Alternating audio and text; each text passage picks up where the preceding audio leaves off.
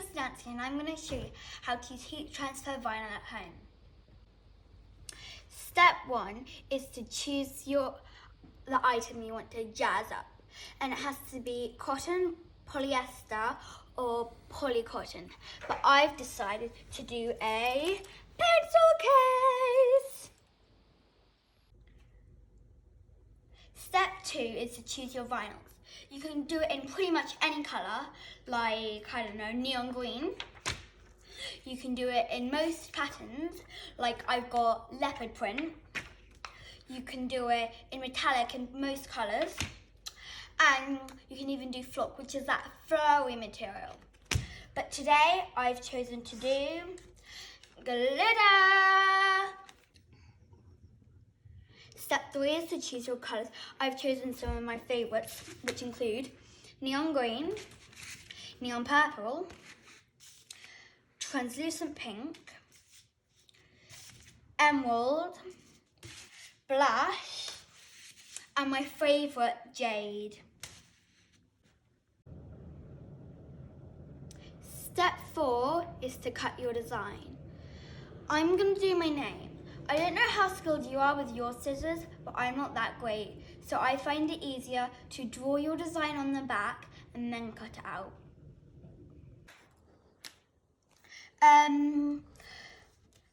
When you're writing on the back, when you write it, it looks like this, so it looks fine.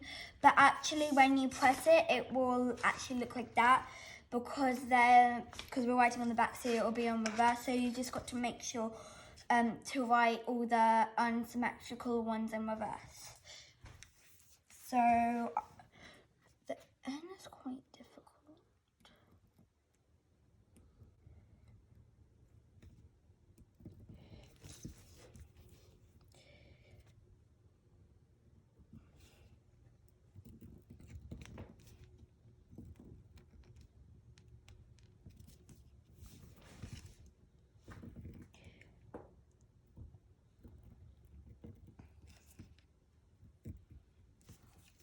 That's the N, and now on the neon green, I'm going to move on to the neon purple, which is quite simple because A was already done from when I messed up.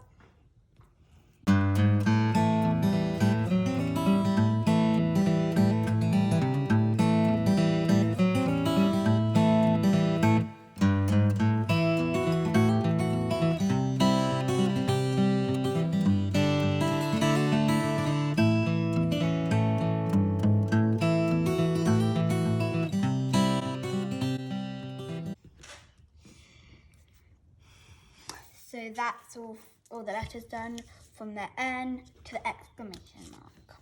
The next stage of step 4 is to actually get out the scissors and cut.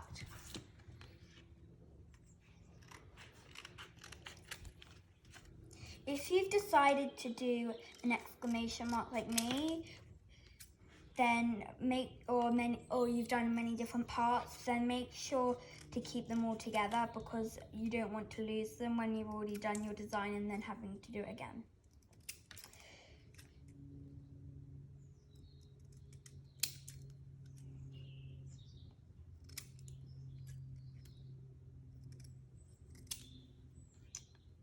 And then for the circle of the O, or the exclamation mark.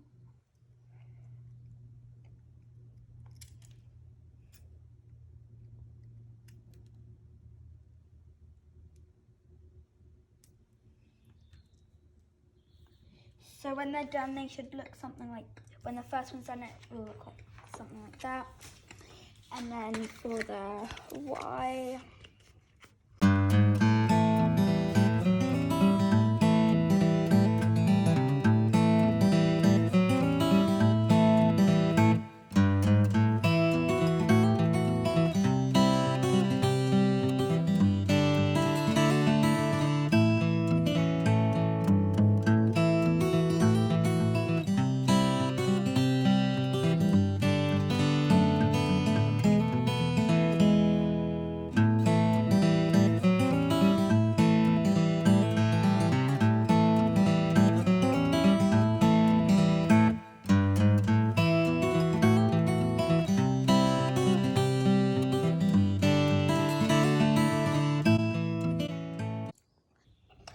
N's done now, onto the A.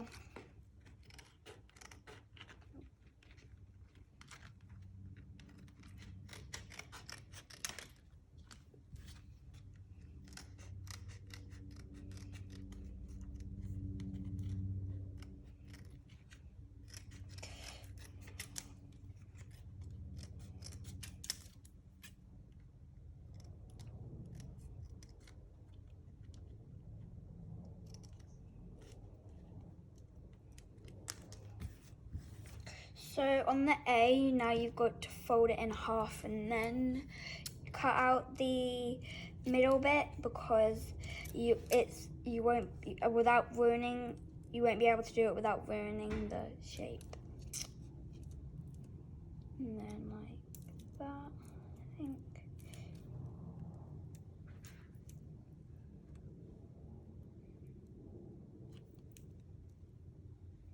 And then the other side.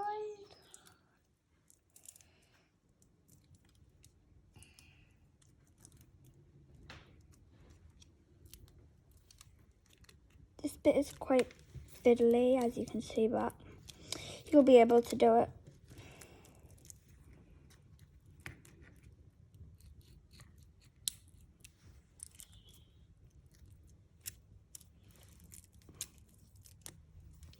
And then the A. And now for the final letter, the N.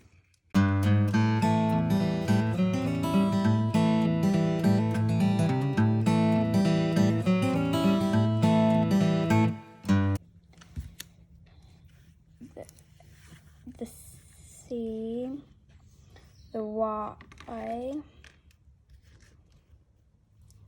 and the exclamation mark. As you can see, this N is the wrong way around. So because as I said at the beginning, it's quite difficult to get them all correct. Step 5 is to lay out your design. So you've got to put them all on before you print, because if you don't put them on first, then you won't know if they all fit and if you need to trim a letter down. So it should look something like that, but your name probably won't be Nancy. Step 6 is pressing your design. So when you press it, it's either using a heat press or an iron. Most people won't have a heat press, so an iron works perfectly fine, but just make sure it's on maximum heat. You've got to walk over your design to your iron board or heat press, but be careful to make sure you don't drop it, because that's happened to me many times before. So I've already turned the heat press on, and the heat should be at 160, or for an iron, highest heat, and for 15 seconds. But I usually find that the timer, it is meant to be for 15 seconds, but I usually find that's never enough. So I always end up having to estimate it for a little bit more. But just remember, you don't do it for too much longer. So just constantly keep on checking it. Action. The heat is now got to 160 degrees. The timer is set for 15 seconds. Now you've got to place your Teflon sheet on, or your silicone sheet. I'm going to choose the Teflon sheet. And remember, before you press, it's really hot, so you might want to get parent supervision, or if anything, just parent to do this part 2 full stop. When you place down the Teflon or silicone sheet, just be careful to make sure you don't mess up your design. So I'm going to pull down the handle and let it, and we wait. As you can see, the time is almost finished, but by the time I lift it up, it probably won't be ready, so I'm going to have to do it for a little longer. As you can see, that's not fully down, because I can still move them a bit. So I'm just going to do it down for another 10 seconds to make sure that it's all good. And before you lift up your design, you've got to make sure, lift off the silicone sheet, you've got to make sure it's got a bit cooler. And also, don't wash your product for 24 hours. So it still could use another, let's say, 15 seconds. And so as I was saying, it needs to be, when you wash it, it's got to be for 24 hours. And then you've got to, when you peel it off, just be careful and do it slowly so you don't mess up your design.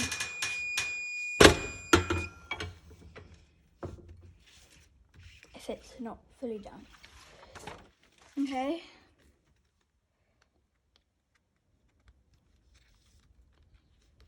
It's this done. It could use about another, let's say, 5 seconds.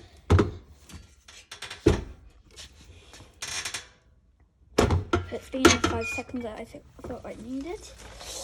So now I'm going to turn the heat press off. Final stage is to peel off the film. So it's really simple, and you've just got to carefully peel it off without messing up your design. And it comes off really simply. Sometimes a bit comes off, but then it's really easy just to get it going again. And I find it really calming and relaxing and satisfying. It's really nice. And the final bit. And voila, there's your finished product.